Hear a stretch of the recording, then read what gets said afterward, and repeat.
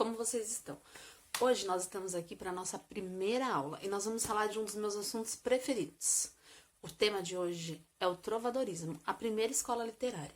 Mas antes de nós falarmos sobre o trovadorismo em si, nós precisamos entender alguns conceitos, como por exemplo, o que é literatura?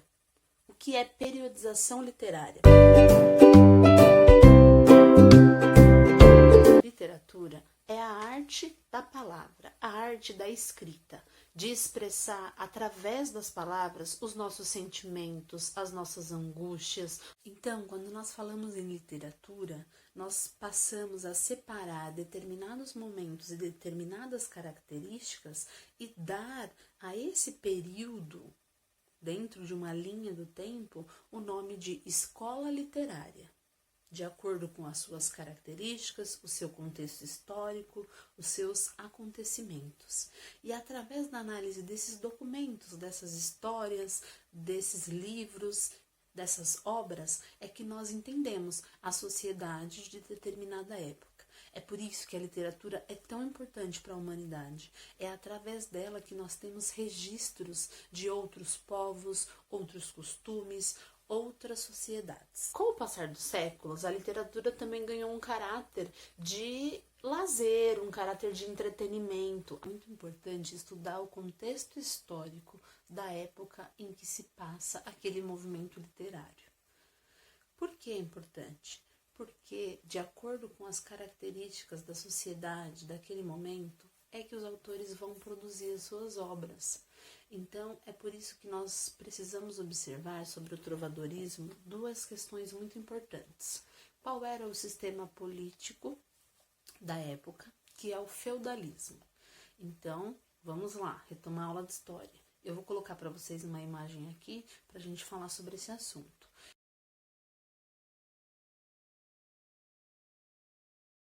É um sistema econômico-social em que a sociedade ela é enxergada em forma de pirâmide, sendo que lá no topo nós temos o clero, que é a Igreja Católica, que é quem detinha as maiores riquezas da época e também quem tinha o comando ideológico daquela sociedade. É por esse motivo que nós temos nessa época o que nós conhecemos como teocentrismo. Logo vou falar um pouquinho mais sobre isso. Abaixo do clero nós temos a nobreza, são as pessoas detentoras da riqueza. Depois disso nós temos os cavaleiros, os soldados e cavaleiros. E por último, na base dessa sociedade, nós temos os vassalos, que são as pessoas que moravam nas terras dos senhores feudais, produziam toda a plantação, cultivavam a terra, sendo que pagavam muitos impostos para esses senhores para que pudessem habitar essas localidades. O sentimento religioso da época é o teocentrismo. Então, teo significa Deus, centrismo, centro do universo. Então, essa sociedade feudal, ela acreditava piamente que nada acontecia se não fosse pela vontade de Deus. Não é um sentimento como o que a gente tem hoje, né? Cada um de nós, enfim, tem a nossa crença ou não, e lidamos com isso independente da nossa vida, das questões sociais, enfim, do nosso dia a dia.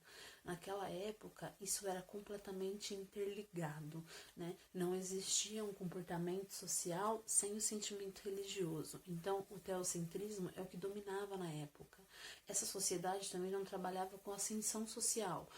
Para eles, se uma pessoa nasceu vassalo, nasceu pobre, essa pessoa nunca vai ascender essa pirâmide, ela nunca vai chegar à nobreza. Eram mundos diferentes. O teocentrismo, então, é reforçado no sentido de que a igreja é quem domina o topo dessa pirâmide. E esse formato da sociedade em pirâmide é muito importante no sentido de quantidade também. Então, lá no topo nós temos a igreja com menos componentes, menos membros. Depois vem a nobreza, depois soldados e os cavaleiros e depois a vassalagem, que é a maior parte da população.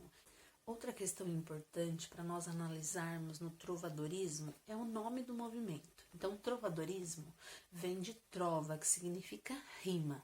Na época do trovadorismo, as produções literárias são acompanhadas por instrumentos musicais, porque a maior parte da população não tem acesso a essas cantigas de forma escrita. Então, vamos lá. A produção literária do trovadorismo, em poesia, ficou conhecida como cantiga, certo? Porque elas eram acompanhadas de instrumentos musicais. Afinal, até hoje, é muito mais fácil guardar a letra de uma música do que a matéria da prova da semana que vem, não é? As cantigas do trovadorismo são divididas em dois grandes grupos, as cantigas líricas e as cantigas satíricas. E dentro desse grupo, elas se subdividem. Então vamos lá. As cantigas líricas, assim como o nome do instrumento, né, a que elas se referem, que era a lira, uma espécie de harpa, são cantigas que falam de sentimento, são cantigas que falam de amor.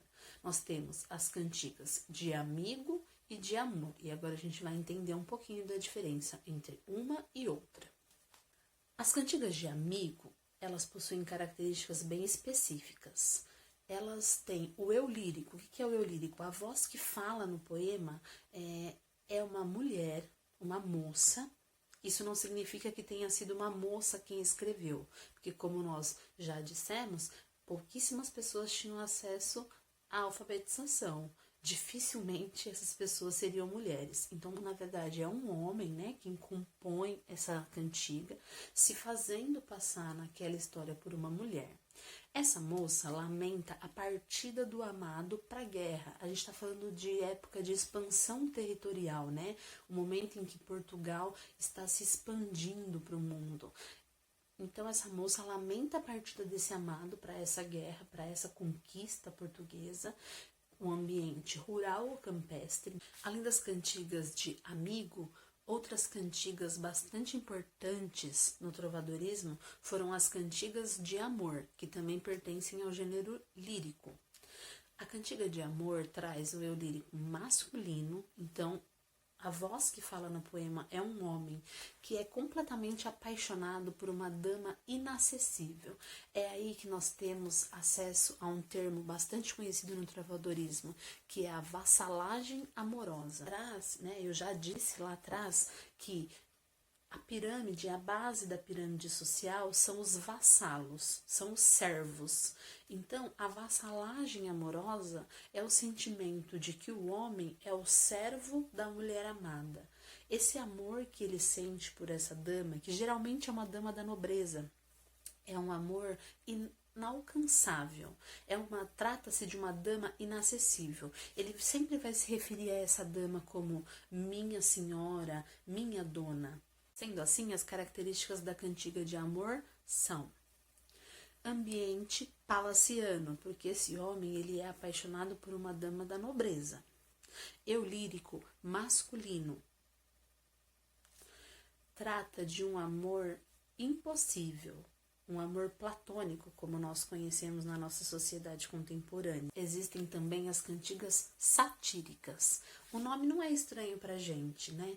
A sátira. A sátira está muito ligada à crítica social. Existem dois tipos de cantigas satíricas, as cantigas de escárnio e as cantigas de maldizer. Qual é a diferença de uma para outra? As cantigas de escárnio faziam uma crítica indireta, sem revelar o nome, sem dizer de fato a quem se referiam. Essa crítica poderia se referir a alguém importante na sociedade ou até mesmo os governantes. A cantiga de maldizer já era uma crítica direta, revelando o nome da pessoa criticada ou do objeto de crítica e usando até mesmo palavras de baixo calão, palavras mais eróticas ou palavrões. Acredito que tenha ficado claro que as cantigas são a expressão do trovadorismo na poesia, porque aquela sociedade, né, lá do século XII, a maior parte da camada popular não tinha acesso à escrita. Então, para essas pessoas consumirem essa literatura, para essas pessoas fazerem parte desse processo histórico, elas decoravam, e essas poesias elas eram acompanhadas de instrumentos musicais, que entra algo que nós conhecemos como tradição oral, porque assim ficava mais fácil para eles gravarem as músicas e passarem para os seus filhos, enfim, para os seus parentes, para eles cantarem em festas. Desde então, a música já tem esse conceito de entretenimento, de alegrar as pessoas, de mostrar saudade da terra, enfim. Além disso, existe também a expressão do trovadorismo na prosa, que eram histórias que eram contadas de grandes aventuras.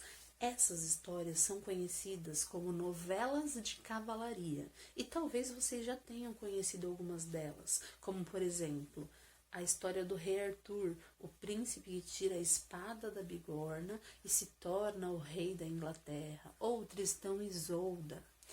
Essas histórias são bastante comuns para explicar para nós esse período histórico do feudalismo. As novelas de cavalaria, então, contam aventuras dos cavaleiros em busca dessa expansão territorial.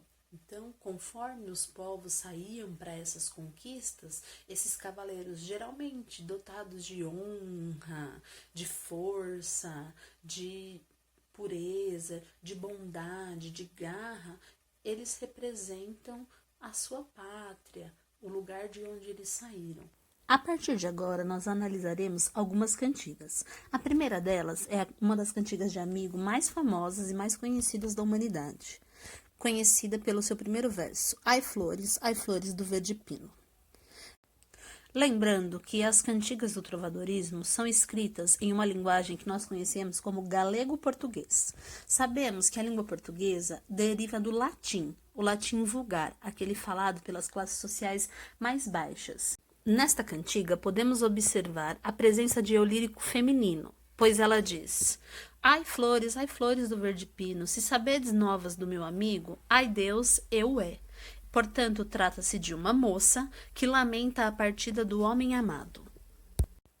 Outro ponto importante é a questão dela falar com as flores, valorizando o cenário rural ou campestre. Passamos agora à análise de uma cantiga de amor. Observem que do lado esquerdo nós temos a cantiga em galego-português e a sua tradução do lado direito. Mundo não me sei parelha, mentre me for como vai.